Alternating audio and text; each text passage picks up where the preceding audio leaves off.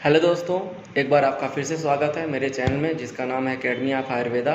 और आज हम लोग एक बहुत ही महत्वपूर्ण टॉपिक के बारे में चर्चा करेंगे कि जब हम एग्ज़ाम हॉल में कोई भी एग्ज़ाम या परीक्षा देने के लिए जाते हैं, चाहे वो ऑफलाइन हो या ऑनलाइन, तो हमें किन किन बातों का ध्यान रखना चाहिए और कैसे किस तरीके से हमें पेपर को सॉल्व करना चाहिए ताकि हम कम से कम गलतियाँ कर सकें और हमारा सिलेक्शन श्योर हो सके। चलिए वीडियो को शुरू करते हैं। तो मैं आपको बताना चाहता हूं कि जब सबसे पहले हम क्वेश्चन पेपर को देखें, चाहे वो ऑनलाइन हो या ऑफलाइन हो, तो सबसे पहले हमारा फोकस ये होना चाहिए कि हम उसमें से जब शुरुआत करें तो सबसे पहले इजी क्वेश्चन को चुनें। क्योंकि होता क्या है कि जब पहला या दूसरा तीसरा चौथा क्वेश्चन अगर हम देखते हैं और वही क्वेश्चन टफ है या हमसे नहीं बन रहा है, तो हम क्या करते हैं, उसको सोचने में ज़्यादा समय व्यर्थ करते हैं, जो उचित नहीं है। उससे होता क्या है कि जो बात के क्वेश्चन थे या तो बचे रह जाएंगे, उनको हम अटेम्प्ट ही नहीं कर पाएंगे। हो सकता है उसमें बहुत सारे इजी क्वेश्चन छूट जाए, तो इससे क्या होता है, हमारी मार्किंग बिल्कुल नीचे चली जाती है। तो हमें इस चीज़ का ध्यान रखना चाहिए। तो सबसे पहले जब हम क्वेश्चन पेपर लगाना शुरू करें तो जो इजी क्वेश्चंस आ रहे हैं उन पर फोकस ज़्यादा करें। क्योंकि देखिए, जब एग्ज़ाम हॉल में अपन जाते हैं तो क्वेश्चन देखने के बाद जब अपन 3, 4, 5, 6, 7, 8 क्वेश्चन जब देखते हैं तो इससे अपन को समझ में आता है क्वेश्चन पेपर कैसा है, टफ है कि ईजी है। तो इसमें दो बातें हो सकती हैं। अगर क्वेश्चन पेपर ईजी है तो वहाँ पर आप ये मत सोचिए कि अगर क्वेश्चन पेपर ईजी है तो वहाँ सिलेक्शन जल्दी या ईजिली हो जाएगा या फिर श्योर हो जाएगा।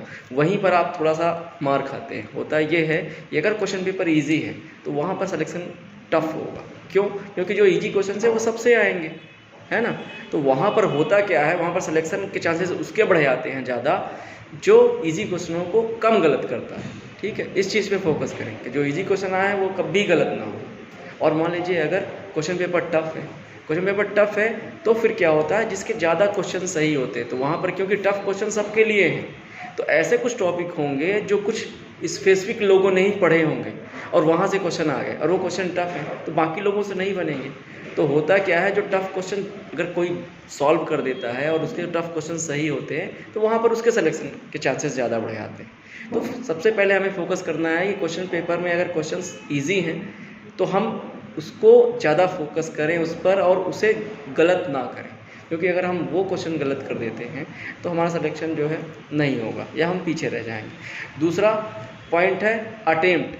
अगर माइनस मार्किंग है तो ऑफलाइन या ऑनलाइन एग्ज़ाम में मल्टीपल चॉइस क्वेश्चन को हमको कितने क्वेश्चंस अटेम्प्ट करने चाहिए, इस चीज़ पे ज़रूर फोकस करना है। क्योंकि होता ये है कि कुछ लोग पूरे क्वेश्चन अटेम्प्ट कर देते हैं और माइनस मार्किंग कर उनके क्वेश्चन अगर ज़्यादा सही होने के बावजूद भी वो अपनी रैंकिंग उनकी पीछे आ जाती है। तो ये बहुत ही ख़राब बात है।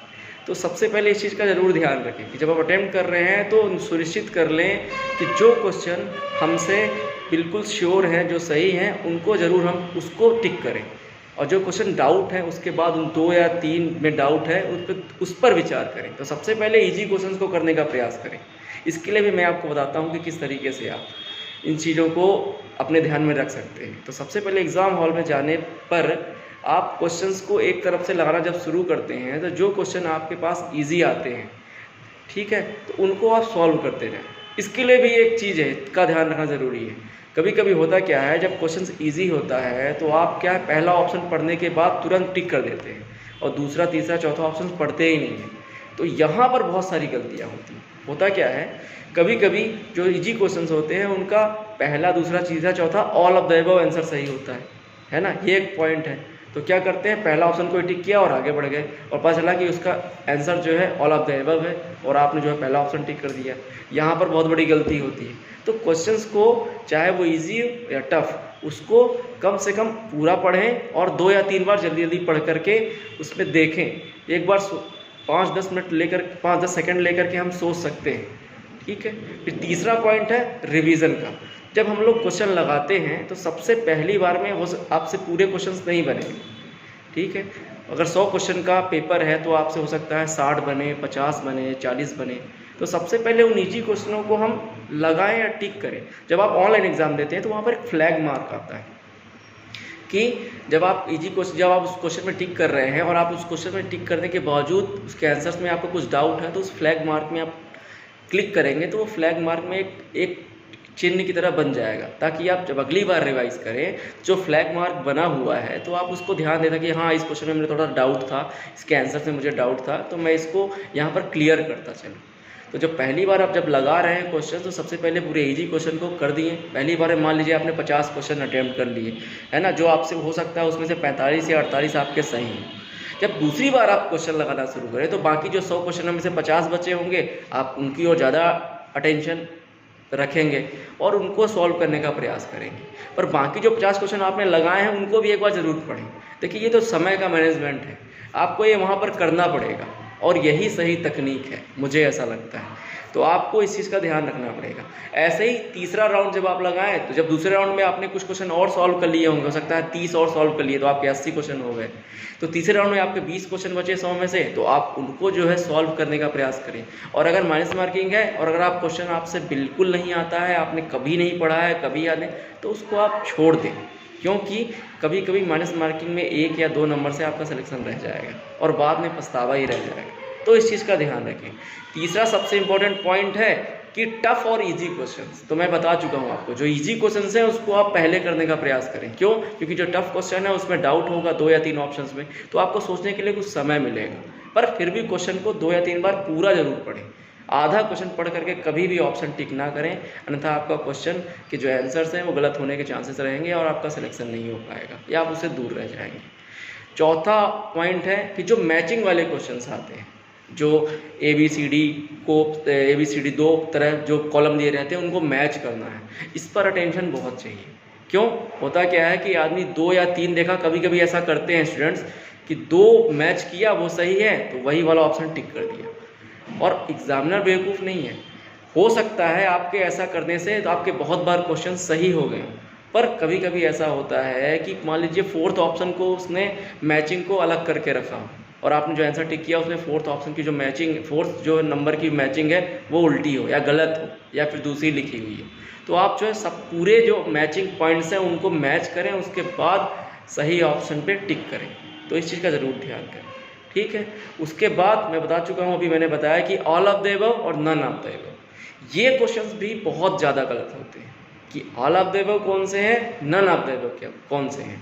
तो क्वेश्चंस पढ़ने के बाद आप 4th पॉइंट में ऑल ऑफ द अबव और नन ऑफ द अबव पे जरूर विचार करें, क्योंकि होता क्या है स्टूडेंट जो है all of the above none of the above बिल्कुल पहला ऑप्शन टिक कर देते हैं, नीचे पढ़ते ही नहीं है, और नीचे जब होता क्या है, हो सकता है all of the above questions का जो आंसर सही हो और आपने लगाया क्या है, पहला ऑप्शन टिक कर दिया। तो इस चीज़ का ध्यान रखें। तो ये सब चीज़ें, इस पॉइंट्स को जब आप ध्यान में रखेंगे तो हो सकता है कि आप जब क्वेश्चन सॉल्व कर रहे हों तो आप ज़्यादा से ज़्यादा क्वेश्चन अटेम्प्ट कर सकें, अपने समय का मैनेजमेंट कर सकें। क्योंकि हर एग्ज़ाम में जो कॉम्पिटिटिव एग्ज़ाम होते हैं, जो ऑफलाइन हो या ऑनलाइन, 2 घंटे 2.5 घंटे से ज़्यादा समय मिलता नहीं है, ठीक है। और उस समय अगर आप उस समय को मैनेज नहीं कर पाएंगे तो हो सकता है आप सिलेक्शन से पीछे रह जाएं। तो इन बातों का अगर आप ध्यान रखेंगे तो हो सकता है सिलेक्शंस जो है आपको जो है सिलेक्शन के आप करीब पहुँचे, आपका सिलेक्शन आसानी से हो जाए। तो इसके लिए एक और पॉइंट्स को ध्यान रखना है, एक और चीज़ को बहुत ध्यान रखना है कि आप जब एग्ज़ाम हॉल में जाए तो आपको मेंटेलिटी आपकी वैसी होनी चाहिए कि मैं एक बार में पूरे क्वेश्चन टिक ना कर दूं अगर आपको सिलेक्शन लेना है तो। क्योंकि होता क्या है, पहले राउंड में हो सकता है कुछ ऑप्शंस आपको याद ही ना आए, कुछ क्वेश्चंस के सही ऑप्शंस आपको याद ही ना आए, ऐसा होता है, हमारा दिमाग ही ऐसा है ना, क्योंकि मेमोराइज करता है चीज़ों को। फिर हो सकता है अगर आप कुछ दूसरे क्वेश्चन सॉल्व कर रहे हों तो हो सकता है कि वो पुराने ऑप्शंस जो आपने क्वेश्चन पढ़े हैं उनके जो है सही उत्तर आपको याद आ जाए। कभी कभी ऐसा भी होता है कि एक ही टॉपिक से रिलेटेड 2 या 3 क्वेश्चंस आते हैं और एक क्वेश्चन हमसे बन जाता है, बाकी सब हम उसको गलत कर जाते हैं। तो ऐसा भी होता है, इसलिए मेरा ये मानना है कि आप पहले जो आपके क्वेश्चन सबसे ज़्यादा आपको सरल लग रहे हैं या बन रहे हैं, आप उनको पहले सॉल्व करें। और सॉल्व करने का मतलब ये है कि आप उसमें अगर डाउट है तो थोड़ा फ्लैग मार्क ज़रूर लगाएं, या फिर ऑफलाइन एग्ज़ाम है तो आप उसमें थोड़ा टिक ज़रूर लगाएं, क्योंकि OMR में आप एक ही बार भर सकते हैं अंतिम, ठीक है। और कोई डाउट अगर आपका इससे संबंधित है तो आप मेरे कमेंट करके मुझे पूछ सकते हैं। धन्यवाद।